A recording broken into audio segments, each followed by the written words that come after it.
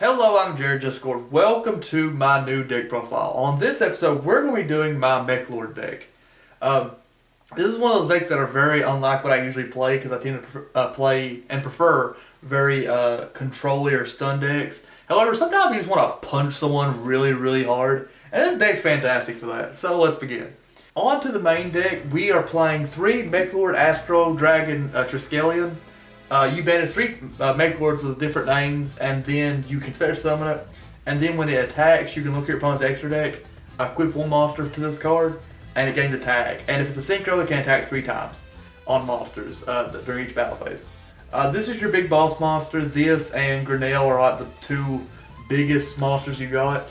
This monster in particular is very, very powerful because you can take stuff like Dragoon, or Cyber Dragon, or not Cyber Dragon, Crystal Wing Synchro Dragon if need be. Its effect is more important for ripping stuff out of the extra deck than anything else. However, it can get very, very large, especially with such cards like limb removal, but we'll get to that later. On to our armies, which I'm just going to go over really quickly because they're borderline useless, except for one, but we'll get to him. We play 2 Weisel, 1 Skiel, and then the useful one, 2 Granell. This one does piercing damage, this one floats, and this one, when it's summoned, you can target 1 monster opponent controls and half attack. It's not, the best thing ever, but I mean, if you want to mix it with your Triskelion, like let's say you got a combo off, your opponent has a big monster, you can half attack and maybe even beat over it with Triskelion for game. So he's the most useful. We got Deployer Obligado. Its effect is you contribute it and special summon 2 Meklord army monsters from your deck in defense position, but you can't summon anything except for machines for the rest of the turn. It's got another effect where it burns for 100 for every Meklord, so it's irrelevant. I'm ignoring that one. The most important thing is that you can just kind of get out Weisel or Grinnell or Weisel and Skiel, or Grinnell and Skiel, and then link them up to put more Meklords in the graveyard, because if you do that, then you have enough for Triskelion like immediately. So that's a good combo. You can also go onto Gear Geiger X and get a level 4 lower machine type monster, which you can get Meklord Nucleus Infinity Core, who is the main play starter of the deck, but we'll get to him later. On to our Meklord Emperor, which we play 1 of. We play 1 Meklord Emperor Grinnell. Its effect is its attack becomes equal to half your life points. So most oftentimes it'll be 4,000, but that's usually it. If you have limit removal, you can make an 8,000 attack. It's just kind of there. You can also play Weisel. However, with Nucleus Core Infinity, you can only summon a Meklord Emperor with a different attribute, unfortunately. So you'd only be able to summon Skill, or I believe the other Weisel maybe. I don't actually remember if the other Weisel has a light attribute.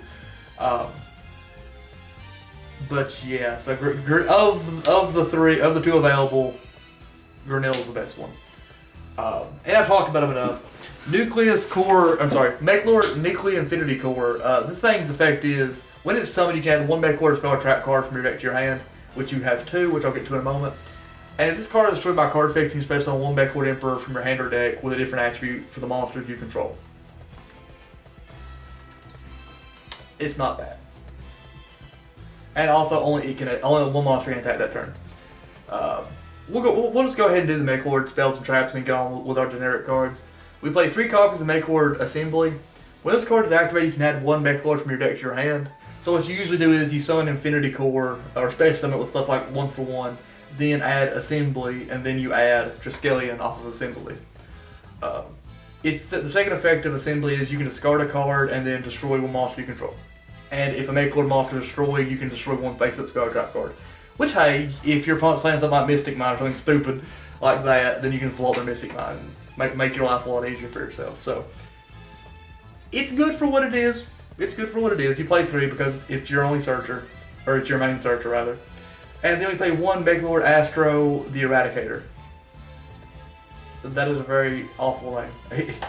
We play 1 copy of Meklord Astro Extermination, which its effect is you can target 3 Meklord monsters with different names, either add them to your hand or special summon them.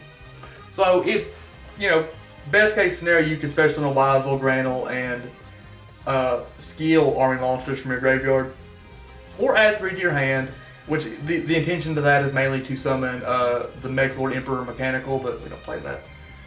It has another effect. You can banish this card from your graveyard to destroy one single monster your opponent controls and burn them. I don't think it's ever come up before, but it's an option. So we play one just because we have the optionality for it and get a lot of stuff out of it, but it's okay. On to our generic spells, we play 3 Perform Power Popper Up, where basically you discard 3 cards and then draw that many cards. But keep in mind you have to pay 1,000 for each one, so keep that in mind when you do it. Do not kill yourself off of Popper Up, because that would suck. We play 3 Lightning Storm, 3 Pot of Extravagance. These are the, well, technically this is an Ash Blossom, which I just kind of sketched over. Ash Blossom's here, he's always there. These 9 cards are the expensive card. Like I know Ash Blossom's at least 20. Lightning Storm, I don't even know how much, and then Pot of Extravagance is a pretty good amount. Always look at my side deck for cards like this because I always have cheap alternatives. So you can just take these 9 cards out and then replace it with these cards, or any combination of those main deck cards. It always makes it easier. Lightning Storm though is important because this is an OTK deck, so it can pop out your opponent's back row or main row. Pot of Extravagance is for draw power. Pot of Desires, even in a fully made version, isn't actually a bad option. I prefer Pot of Extravagance because you barely need your extra deck. I play 3 Limit Removal because you can make Triskelion have 12,000 attack and just kill someone immediately, or sometimes even 14,000. Sometimes. We play 1 Call by the Grave because it's one of my favorite cards. Of course, I'm gonna play it. And then we play 3 copies of Solemn Strike for going first, because this deck does not do very well going first. So it's always good to have that one, hey, fuck you, along with Ash Blossom. These are my 2 good fuck you cards. And Nebra in the side deck, but he's a side deck card. On to our extra deck, which I'm just going to really quickly glaze over, because I'm just going to talk about the ones that matter. We play 3 Great Magnus, 3 Gear Gyga X, and 3 number 27 Dreadnought Dreadnoid. Dreadnought Dreadnoid is likely the only exceed you'll ever go into in this deck, because you can do Dreadnought Dreadnoid attack and then go into Magnus, and you'll have a shuffle on the field, an interruption rather. Gear Gyga X is good in very, very niche scenarios. When it comes to links, the only one you'll ever likely use is a Platinum Gadget, just to get 2 machines out of the way to set up for Triskelion. I have Link Karibo here for Grinnell. I guess in theory you could also use Infinity Core if you're really worried about a Nibiru, but this deck doesn't care about Nibiru very much. We also have Nightmare Cerberus and Nightmare Phoenix. I'm going to go quickly do a test hand and try to get a usual combo for the deck, so I'll be right back. Okay, this is a pretty simple opening hand. Not the best one, obviously, but we'll see how this will work. First, you're going to do Pot of Extravagance to try to draw them nice, wholesome cards.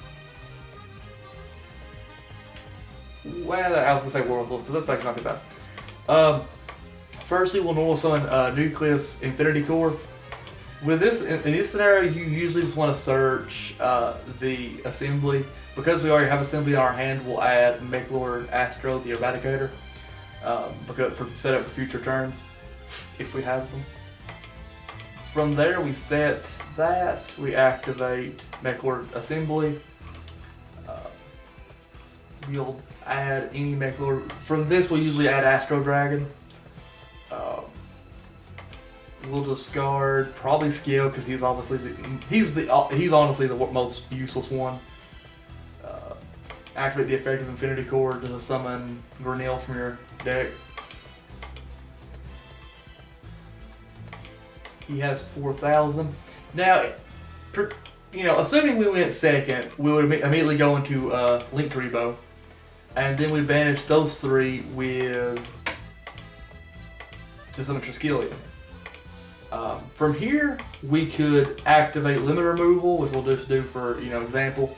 And then we'll have a 6,000 attack Triskelion. We attack our opponent, it would gain anywhere from, 1,000 to 4,000 extra attack. More towards 3,000 for most extra monsters. That's usually enough to do the game. So with that being said, that is my Meklord deck profile. I know it's not the most exciting deck. It's very to the point, which, you know, may be a positive for a lot of people.